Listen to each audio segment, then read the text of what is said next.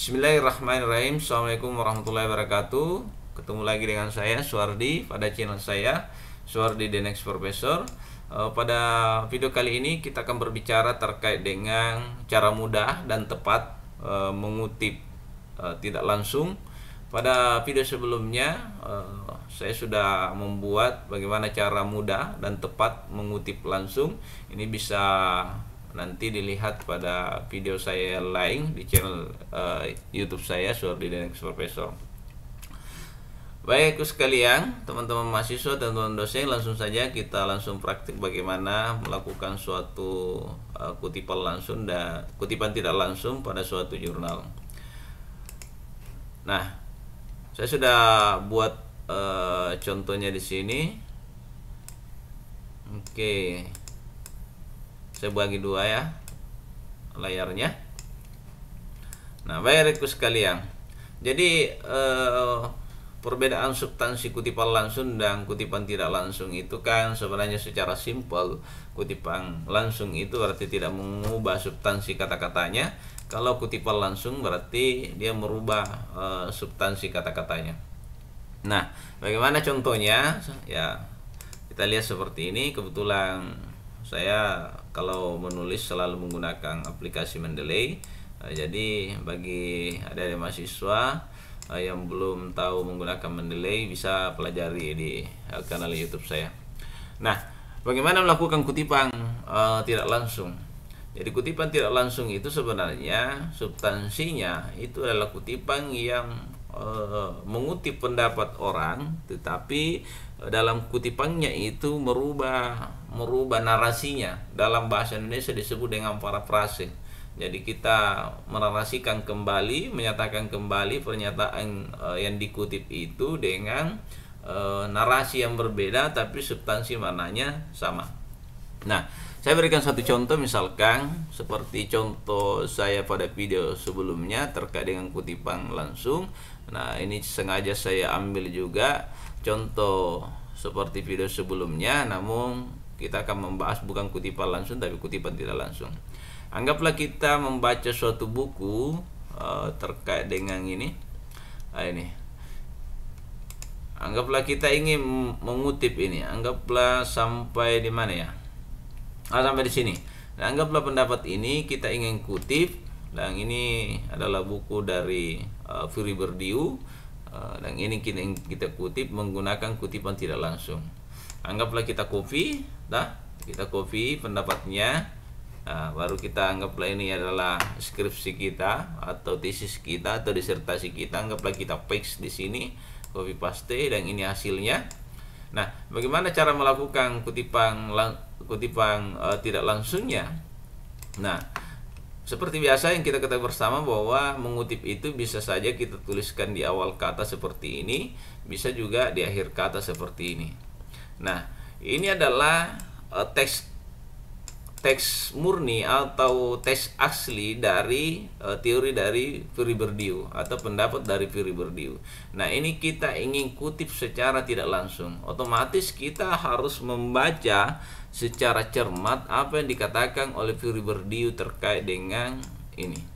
Nah, setelah kita membaca, maka kita interpretasi, kita maknai, oh ternyata Berdiu misalkan menganggap seperti ini. Nah, anggaplah saya sebagai seorang penulis ketika sudah membaca pendapat dari Fury Berdiu di buku ini. Nah, saya ingin kutip pendapatnya, maka cara pertama bisa dengan menuliskan pendapat Fury Berdiu di awal kata. Berarti cara pengutipannya adalah menurut Berdiu tahun 2005, karena ini bukunya ditulis tahun 2005. Kemudian saya tulislah hasil pemaknaan, hasil parafrase terkait dengan kata-kata ini. Ini bahasa Inggris ya. Nah, tentunya untuk memaknai itu ya harus tahu bahasa Inggris dulu. Paling tidak kalau seperti saya tidak tahu bahasa Inggris, nanti saya ajari lagi caranya. Nah, menurut Berdiu tahun 2005, setelah saya analisis, setelah saya interpretasi, setelah saya parafrase, maka saya menganggap bahwa pendapat ini kurang lebih pernyataannya seperti ini. Dalam menganalisis realitas sosial, ini menggunakan metode menggunakan metode kualitatif dan kuantitatif, ada perbedaan mendasar antara subjektivisme dengan objektivisme. Nah, ini sudah saya kutip. Nah, ini di awal kata. Nah, bisa juga kita kutip di akhir kata. Berarti kita ambil saja di sini. Nah, kita ambil ini kata-katanya. Anggaplah ini kata-katanya sudah jadi. Baru kita kutip di akhir kata. Nah, ini Bourdieu tahun 2005. Kedua-duanya ini benar, tergantung bagaimana kita mau menggunakan teknik pengutipannya di awal kata atau di akhir kata. Kalau saya sih sebenarnya lebih dominan ke sini. Lebih dominan mengutip itu di akhir kata dibandingkan di awal kata seperti ini. Nah, ini salah satu contoh kasus yang kita dapatkan ketika kita membaca buku, baru kita mau mengutip secara tidak langsung dari buku yang kita baca. Nah, yang kedua, kasus kedua adalah ketika kita membaca misalkan teori dari Thierry Bourdieu ini atau pendapat di Thierry Bourdieu ini di dalam tulisannya orang. Anggaplah di dalam tulisannya orang. Contohnya seperti ini ya. Anggaplah kita buka jurnal. Nah, kita buka jurnal ini. Jurnalnya terkait dengan kekerasan simbolik melalui dominasi agama pada sekolah swasta di Kabupaten Bantaeng. Alhamdulillah ini tulisan saya, Suardi. Oke. Nah, di sini saya pernah menulis terkait dengan itu dan saya mengutip pendapat dari Bourdieu. Saya melihat di bukunya Bourdieu terkait dengan kekerasan simbolik. Ini pun saya kutip juga, kutip dengan menggunakan teknik kutipan tidak langsung. Jadi sama saya interpretasi juga. Dari hasil interpretasi saya mengutip pendapatnya Thierry Bourdieu. Saya menulis seperti ini, menjelaskan mekanisme yang digunakan kelompok kelas atas mendominasi struktur sosial masyarakat yang budaya, kebiasaan, gaya hidup kepada kelompok kelas bawah dan didominasinya. Nah, anggaplah saya adalah penulis lagi, ingin menulis skripsi, menulis tesis atau menulis disertasi atau menulis mungkin jurnal, saya ingin kutip ini lagi kembali. Nah, ketika kita ingin kutip ini, anggaplah kita copy ini dulu supaya kalau kita copy ya, kita kembali ke sini, paste ke sini, ini sudah kita paste misalkan. Nah, ada beberapa teknik pengutipannya yang perlu kita pahami. Yang pertama adalah bisa fokus pada pendapat Bourdieu. Jadi kita mengutip fokus pada pendapatnya Bourdieu. Maka bagaimana cara pengutipannya? Maka bisa di awal kata, di akhir kata maksudnya kutipannya, bisa juga di awal kata. Nah, misalkan di akhir kata, misalkan menurut Bourdieu. Jadi kita baca dulu ini kita baca ini semua, baru kita interpretasi, kita maknai apa yang dikemukakan oleh Bourdieu. Maka kita tulis seperti ini cara pengutipannya. Menurut Bourdieu, kekerasan simbolik adalah pemaksaan ideologi, budaya, kebiasaan, atau gaya hidup kelompok dominan terhadap yang didominasi dalam struktur sosial masyarakat. Nah, pernyataan ini sebenarnya tidak melenceng dari apa yang dikatakan oleh Thierry Bourdieu di dalam kutipannya, di dalam jurnalnya Suardi. Jadi meskipun sebenarnya teksnya atau kata-katanya berbeda, tetapi substansinya itu sama. Nah, ini kalau dia dikutip di akhir. Jadi ini kutipannya, berarti ini menunjukkan bahwa ini tulisan seperti yang kita tahu bahwa pendapat Bourdieu ini kita lihat di jurnalnya Suardi. Ini kalau kutipannya di akhir kata. Nah, kalau di awal kata, maka bisa menulis seperti ini. Menurut Bourdieu, bisa langsung ini kutip dalam Suardi. Ini sudah menunjukkan bahwa kita mengutip bahwa teori Bourdieu ini di dalam Suardi. Nah, kekerasan simbolik adalah pemaksaan ideologi dan seterusnya sampai titik. Maka ini sudah menunjukkan bahwa kita sudah mengutip teori dari Bourdieu, pendapat dari Bourdieu di dalam jurnalnya Suardi tahun 2021. Ini kalau kita fokus pada pendapat dari Bourdieu. Nah, bisa juga kasus yang lain kita tidak usah fokus pada pendapat Bourdieu. kita fokus misalkan kita fokus di pendapat Suwardi. Bagaimana kalau kita fokus pada jurnal Suwardi, maka kita tinggal baca ini terkait dengan konsep kekerasan yang ada di jurnalnya Suwardi, baru kita interpretasi juga, kita parafrase juga, kita tulis ulang dengan narasi yang berbeda, atau kita maknai hasil pemaknaan itu kita tulis, baru kita kutip pendapatnya Suwardi. Bagaimana caranya? Kalau di akhir kata, maka setelah kita baca, misalkan kita baca ini narasinya, ini teksnya di jurnalnya Suwardi, ketika kita sudah baca, kita sudah menganggap bahwa ternyata kekerasan simbolik itu adalah merupakan pemaksaan ideologi dan pemaksaan habitus. Nah, itu kita dapatkan dari jurnalnya Suwardi setelah kita baca jurnalnya. Maka kita bisa kutip jurnal itu dengan cara seperti ini. Kekerasan simbolik merupakan pemaksaan ideologi dan pemaksaan habitus. Nah, tinggal kutip jurnalnya Suwardi, bukan lagi pendapatnya Bourdieu, karena kita ceritanya fokus mengutip bukan pendapatnya Bourdieu, tapi pendapatnya Suwardi terkait dengan kekerasan simbolik yang dia tulis di jurnalnya. Meskipun sebenarnya Suwardi juga ini terinspirasi dari pendapat dari Bourdieu sebelumnya. Tapi kita ingin fokus pada jurnal Suwardi, maka cara pengutipannya seperti ini.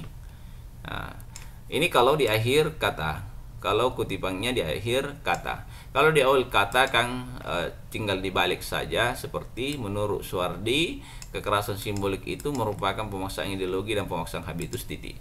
Kita kutip di awal ini. Nah, yang mana lebih benar, yang mana lebih bagus di antara dua kutipan ini? Sebenarnya semuanya sama-sama bagus dan semuanya sama-sama benar.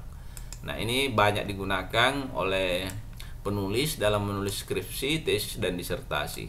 Cuma kalau untuk pribadi saya lebih menggunakan kutipan yang fokus pada jurnalnya orang. Jadi ketika saya ingin menuliskan pendapat Bourdieu, maka biasa saya lebih fokus pada di mana jurnal itu, di mana tulisan itu diterbitkan, atau di jurnal mana pendapatnya Bourdieu itu dikemukakan. Namun saya juga sering kesini, saya sering menggunakan juga ini. Jadi apalagi ya, tergantung situasi lah mana yang digunakan. Intinya kedua-duanya ini benar. Yang penting kita sebagai mahasiswa paham substansinya, kapan kita mau fokus pada pendapat Bourdieu atau fokus pada pendapat Suwardi, karena kedua-duanya itu benar. Oke, yang selanjutnya, kasus yang selanjutnya ketika kita mendapatkan kasus seperti ini. Nah, ini kita ingin mengutip pendapatnya Suryo Subroto dalam Trianto. Jadi ini sudah berapa kali dikutip ini.